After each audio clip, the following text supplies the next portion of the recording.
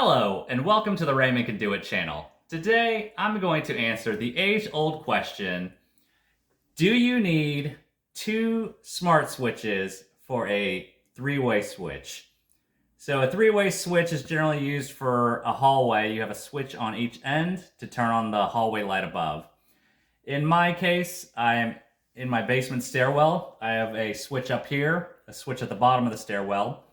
And so I bought a Casa smart Wi-Fi switch, a three-way kit, and it was a two-pack. So I thought I had to install both of the smart switches, one up here and also one down there. After doing some research, I realized that you didn't have to. You only just need one three-way smart switch. The other one can just be a regular dumb switch. However, there is a certain switch that has to be the smart switch. And I'll kind of walk you through it and also how to install one of these three-way switches.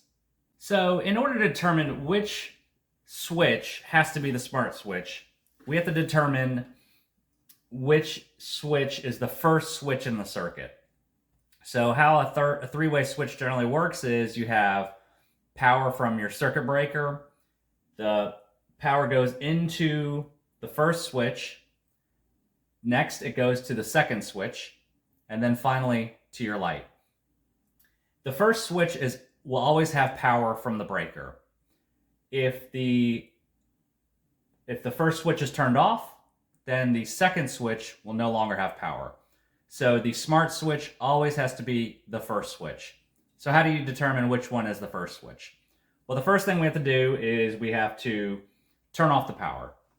So a good tip is and if you feel uncomfortable doing this, please hire an electrician.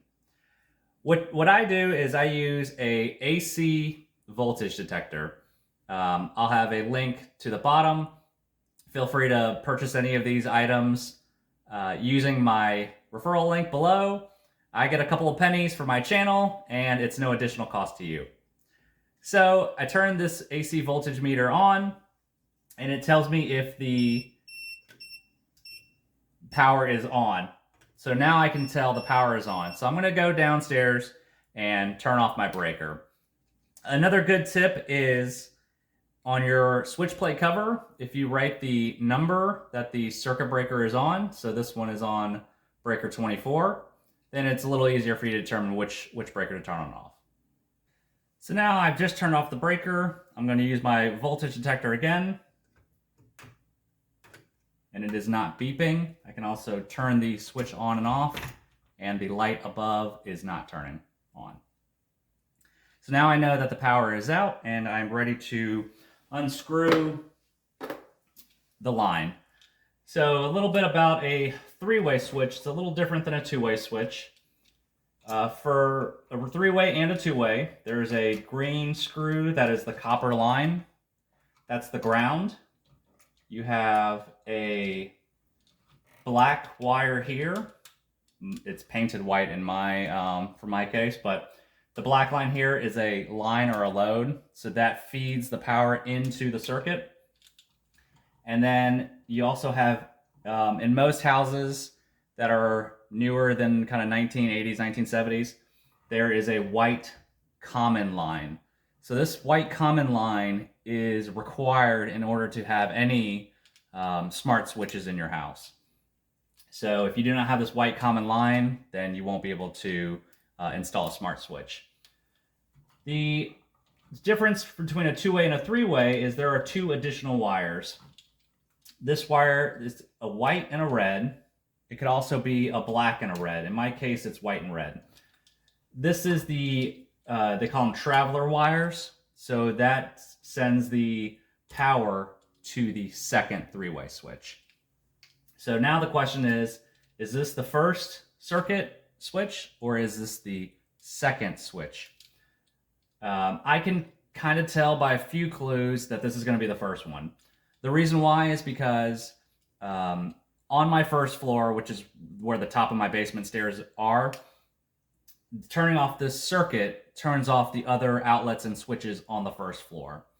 If I walk down to my basement, the other basement lights are on. So I know that the switch at the bottom of the basement is the second one. So they bring the power up to the first floor. This is the first switch, wire it down to the basement, second switch, and then up to the light. If you don't know, you'll have to remove the line, the black wire, not the black traveler wire, the black line, and then you have to turn the power on and then test it to see if it's still hot or if there's still power. The reason why you have to remove this line is because if you don't remove the line, you turn the power on, the power is going to feed the second circuit. So it'll give you like a false positive that you think it's still on, but it's just feeding the power from the first second to the first circuit to the second circuit. So let me cut the wire here. And then I'm going to go back downstairs and turn on my breaker. So again, if you do not feel comfortable doing this, this would be the time to stop, call an electrician, and have him install a three-way switch for you. So now I've come back upstairs, the power is on. I'm using my voltage detector again, and I can see that this wire is still hot. So that means that this is the wire from the breaker, and this is the first switch. If I go downstairs to the second switch and use this voltage detector, it will not beep because there is no power anymore that feeds from the first to the second. So now what I'm going to do is I'm going to go back downstairs, turn off the breaker, and replace the switch with the smart switch. So this is the Casa three-way smart switch. Please feel free to click the link below to purchase, and my channel still gets a couple of pennies, and it's no extra charge to you. So a few components of this smart switch is the ground. This is the green ground wire that corresponds to the copper. The white neutral. The black is the line or load. That was the one we just cut. And then the top two screws are the travelers. So the general order of operations I like to do is unscrew one at a time, starting with the ground wire. So with a screwdriver, you just go and unscrew the wire. If in this example, the wire is hooked, I'm just going to straighten it out with some needle nose pliers and then use a wire nut to cap it off.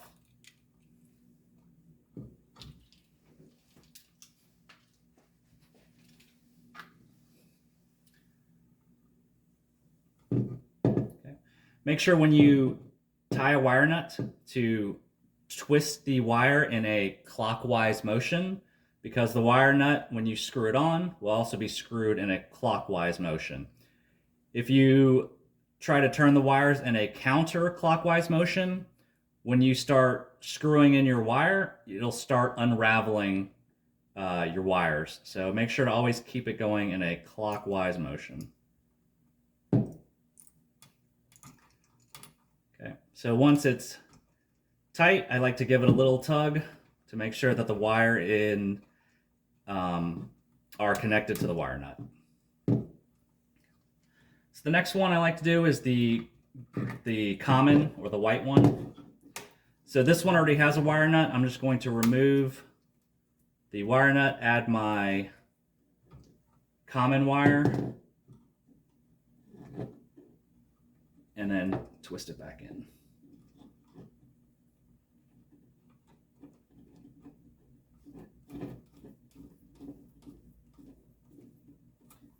Some people also like to, once they put the wire nut in, to add electrical tape around the wire. I don't do that usually, so I'm not going to do it in this case, but you can for extra safety. Little plug or a little tug on the white wire to make sure that it is inside. We're good there.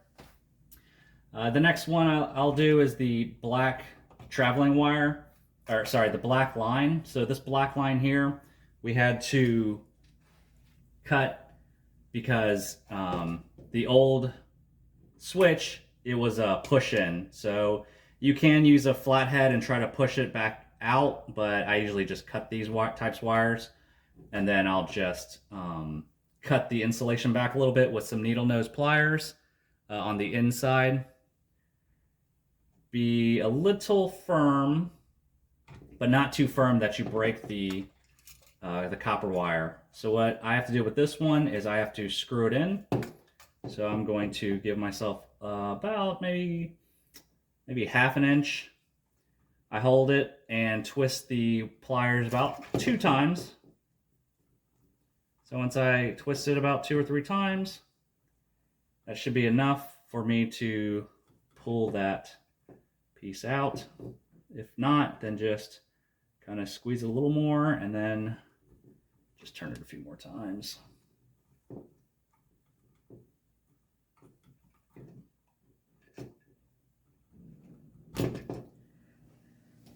So now that the insulation is out, I'm going to curl the wire.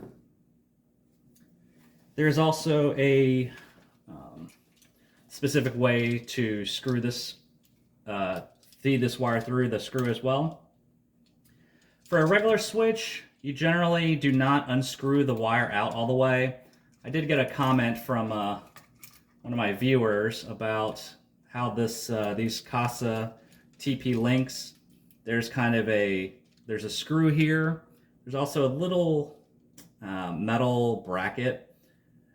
In my previous video, I had the wire between the screw and this bracket, but according to one of my viewers, the TP-Link video showed that the install is actually between the bracket and the switch itself. It doesn't really matter as long as the wire is secured by the screw, but for the purpose of this video, I will do that. So with these TP-Links, you can actually just unscrew the screw all the way, and then here's this little silver bracket. To put the wire back on, you have to make sure that you feed the wire, the end of the wire is going in a clockwise motion. So for this example, on this side, the hook would be down, kind of pointing down. Actually, no. So it's actually pointing up because this is right side up. So on one side, it would be pointing down. On another side, it would be pointing up. So in our example here, if I feed the wire in a clockwise motion, then the hook is going up. So let me bend this hook up.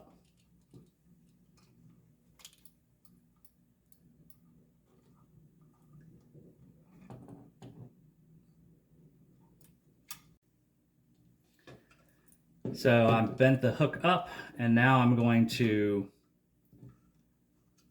put the hook in between the switch and the bracket and then feed the screw in at the same time. So it's a little tricky, but what I like to do is I like to put the screw on the screwdriver, hold it in with my finger, and then use my other hand to hold the switch and the wire, and then kind of guide it in.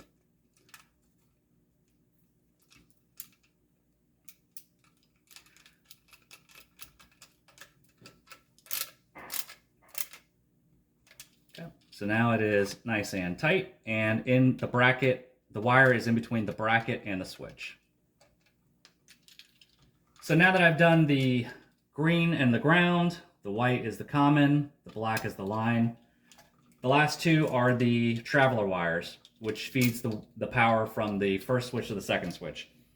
It doesn't really matter which of the two traveler wires that you add to the to which screw you put it in. In some scenarios, it's always going to be red, but sometimes it's white, and sometimes the second wire is black. So in this the stairwell 3-way switch, it's red and white. In the next video, I'm replacing the landing light with a dummy switch, and that wiring was red and black. So it may vary a little bit from whatever circuit you're working with at home. So I'll start with the Doesn't matter which one I start with, but I'll start with the white one first.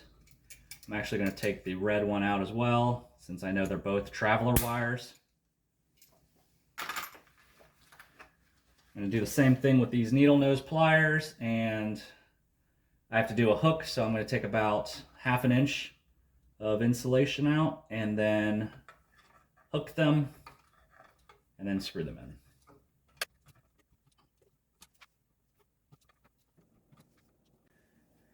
Now that I've taken the insulation off, hook the wires, the next step is to screw them in. Again, remember you have to, I'm going to unscrew one of them all the way.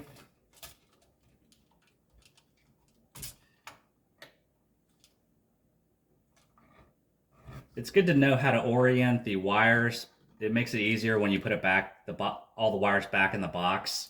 So I think since the screws are on the top, I'm trying to make sure that the traveler screws are on the top as well. So I'm going to unscrew one of the screws.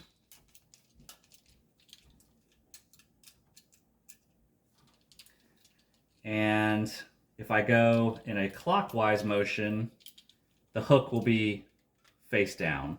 So it's going to look like this. And then I'm going to put the screw on top. See, the hook goes in a clockwise motion. If you put it in a counterclockwise motion as you screw, so if the hook was up and then you screwed it in a clockwise motion, it's going to start pushing the wire out of the screw. So you definitely do not want to do that. So make sure to always keep the wire in a clockwise motion. Keep the screw in the bracket in one hand with a screwdriver. And then I line up the wire with the hole and then guide it in.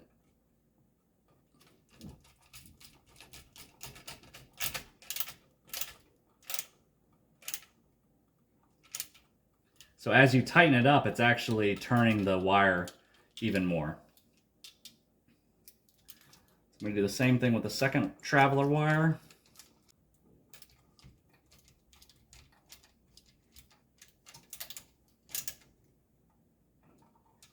Okay. Now I am done. So I'm going to put the wires back in. There's no real order to put them back in, just whatever kind of fits in the box. I try to keep each wire nut, I try to put them in each corner of the box to make it a little easier to screw the switch back in.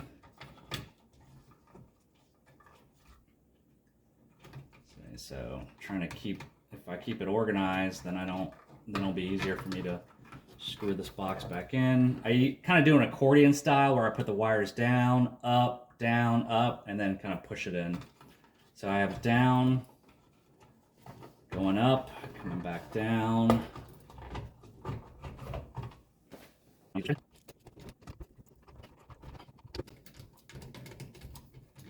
So I try to screw it in about 50%. That allows me time to put this top screw in. I like to use this ratchet screwdriver so I don't have to keep twisting the screwdriver. I don't keep twisting my wrist, just ratchets it back in, and then I alternate until it's nice and even. So I'm not going to replace the dumb switch in the basement, but I wanted to show you guys how to replace a regular dumb three-way switch. This is what it was. This is what I'm replacing it with. It's the Levitron white three-way switch. There's the number right there. So the same idea applies. What I did was I snipped out the traveling wires and the line, and then I unscrewed the green ground screw and replaced it. This is the line right here. I replaced it. In this case right here, my traveling wires are red and black. In the previous one, it was red and white. So you just have to make sure that you keep your traveler wires together and separate it from the line since there's two black wires in here. If you're new to wiring, I would recommend removing one wire at a time and replacing them as you go.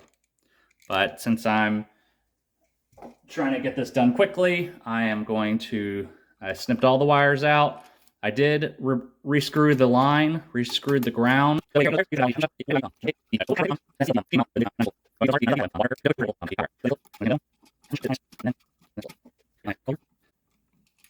So with the TP-Link smart switch, I had to unscrew the whole screw out of the switch.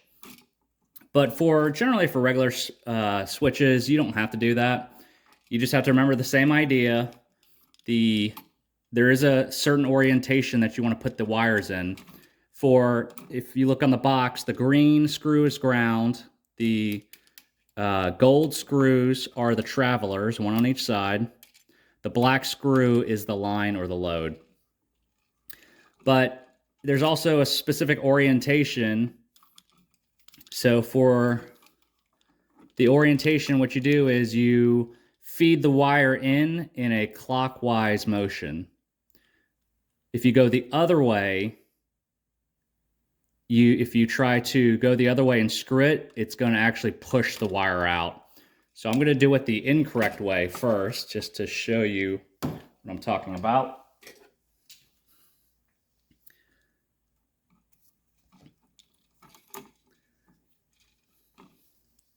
So this is the incorrect way, feeding it counterclockwise.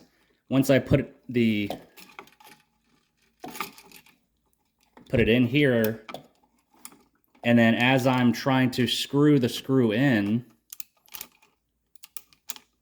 it's going to start pushing this wire out. See, because the direction of the screw is going to push the wire out. So, see, and that is something you do not want to do. So let me unscrew it and then reset it in the correct clockwise motion.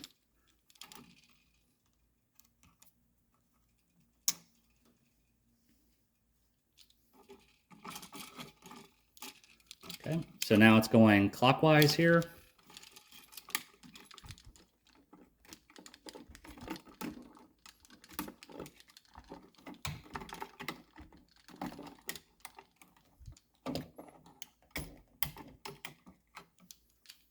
And then as I'm screwing the screw, it's going to tighten the wire up even more.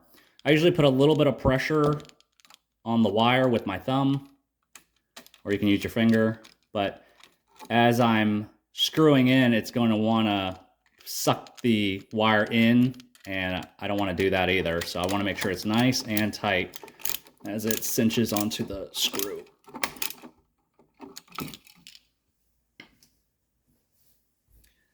So now I'm going to do the same thing on the other side.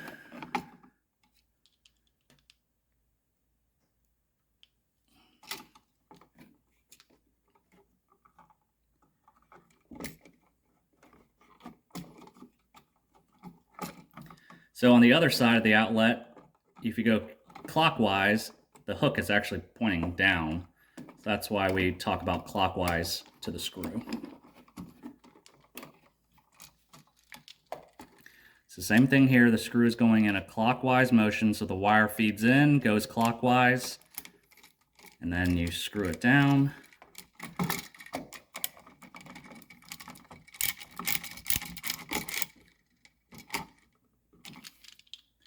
And then you are done.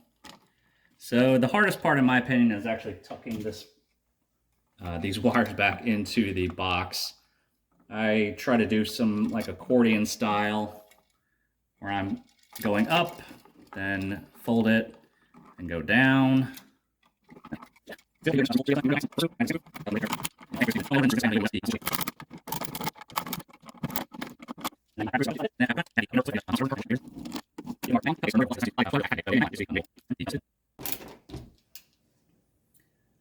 Now I'm going to go back downstairs and turn the power back on. I've just turned on my breaker. I can see my Casa TP-Link is flashing green and orange. That means it's ready to pair. So I'll pair the switch with my Casa Smart app, then link it up to my Amazon app, Alexa app, and then I'll be ready to go. I can also push the button to turn it on, push the button to turn it off, and do the same thing with my regular switch at the bottom of the basement. The last thing is the cover plate, so make sure to always keep that circuit breaker number on there for future reference. And I hope this video is helpful. If you have any questions, please put it in the comments below. If you like the video, please hit the like button. And if you want to see any more DIYs or product reviews, please subscribe to my channel. And my name is Raymond, and if I can do it, you can too.